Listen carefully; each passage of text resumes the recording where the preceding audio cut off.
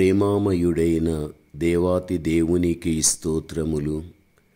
ఆయన అపారమైన ప్రేమతో ప్రేమింపబడుతున్న మీకు వందనములు.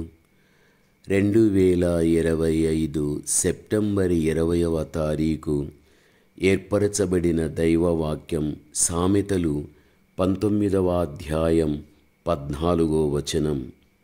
గృహమును విత్తమును పితరులు ఇచ్చిన స్వాస్థ్యము. గృహము దేవుడు ఇచ్చిన దానం మానవునికి. గృహమును నిర్మించుకొనుట చాలా కష్టమైన పరిస్థితి. చాలామందికి ఈనాటికి సొంత గృహాలు లేక అద్దె ఇండ్లలో ఉంటూ ఉన్నారు. కొందరు ఎంతో చక్కని అందమైన గృహాల్లో జీవిస్తున్నారు అంటే దేవుడు వారికిచ్చిన దానం. గృహము నిర్మించుటలో చాలా కష్టం చేయాలి. శారీరకంగా కానీ ఆర్థికంగా కానీ ఎంతో కృషి చేయవలసిన పరిస్థితి రాగలుగుతుంది. ఏది ఎలా ఉన్నప్పటికీ కూడా నీవు అద్దె ఇంటిలో ఉండినా సొంత ఇంటిలో ఉండినా నీ ఇంటికి నీ దేవుడు గృహాధిపతిగా ఉంటున్నాడని, ఆయన చేతి క్రిందనే మీరు పెంచబడుతూ ఉంటున్నారన్న విషయం మరిచిపోకూడదు. ప్రభువుని ఎప్పుడు కానీ మనం ఆహ్వానించి మనతోనే దేవుణ్ణి పెట్టుకోగలిగినట్లయితే మన కుటుంబములో ఏ కొరత అయితే ఉండగలుగుతుందో దా కొరతను దేవుడు తీసివేసి మనల్ని ఎంతగానో ఆయన సంతోషపెట్టినటువంటి దేవుడై ఉంటున్నాడు. పరిశుద్ధ గ్రంథంలో చూడగలిగినట్లయితే యేసుక్రీస్తు ప్రభువుని, ఆయన శిష్యులను, యేసు ప్రభు తల్లైన మరియను ఒక వివాహ కార్యానికి పిలిచినట్టుగా పరిశుద్ధ గ్రంథంలో మనం చూడగలం. అలా పిలువబడిన తర్వాత ఆ వివాహములో ఒక కొరత అనేది ఏర్పరచబడగలిగాది. ద్రాక్షారసం అయిపోయాది. విందు ప్రధానికి చాలా బాధ కలిగింది. యేసు తల్లి మరియ ఈ విషయం తెలుసుకుని యేసు ప్రభువుకు మనవి చేశాది. ఆ తర్వాత ఆయన నీళ్లను ద్రాక్షారసంగా మార్చి ఆ పెండ్లి ఇంటి వారికి ఎప్పుడైతే ఇవ్వడం జరగగలిగాదో ఆ కొరత తీర్చబడగలిగాది. ప్రభువుని ఆహ్వానించిన గృహములో ఆ గొప్ప కొరత తీర్చబడగలిగాది. నీవు కూడా నీ గృహమునకు ప్రభువును ఆహ్వానించిన వ్యక్తివి కాగలిగితే తప్పనిసరిగా నీ గృహములో దేవుడు ప్రతి ఒక్క కొరతను కూడా తీర్చి నీ కుటుంబాన్ని దేవుడు ఒక సమృద్ధి కలిగినటువంటి దీవెనలతో దేవుడు నడిపించడం వాస్తవమైనటువంటి విషయం. రెండవదిగా మనము చూడగలిగితే 2వ రాజులు 4వ అధ్యాయం 9-10లో చూడగలిగితే ఇక్కడ ఘనురాలైనటువంటి ఒక స్త్రీ ప్రవక్త అయినటువంటి ఎలీషాకు తన గృహములో ఆశ్రయం ఇవ్వడం జరగగలిగాది. అయితే తన భర్తతో మన ఇంటికి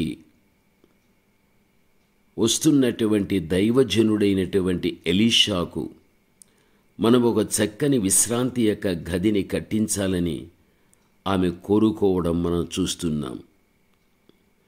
ప్రభువునందు ప్రియమైనటువంటి వాళ్ళారా, అతడు ఎక్కడ కానీ అభ్యంతరపరచలేదు. మన యొద్దకు వచ్చుచూ పోవుచున్నవాడు భక్తి కలిగిన దైవజనుడని నేను ఎరుగుదును. కావున మనం అతనికి గోడ మీద ఒక చిన్న గది కట్టించి అందులో అతని కొరకు మంచము, బల్ల, పీట, దీపస్తంభాన్ని మనం ఉంచుదాం.